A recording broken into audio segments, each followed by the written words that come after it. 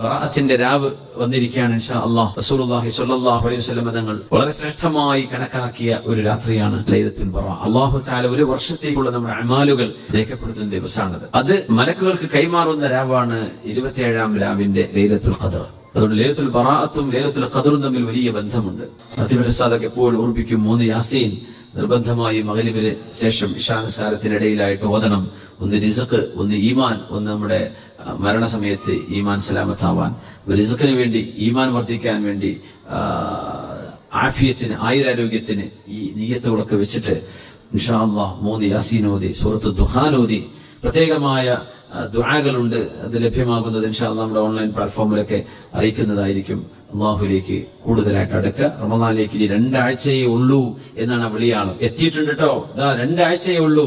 ആ ഒരു വലിയ അതിഥി നമ്മിലേക്ക് വരാനിരിക്കുകയാണ് എന്ന് അള്ളാഹു വിളിച്ചറിയിക്കുന്ന ഒരു സമയമാണത്.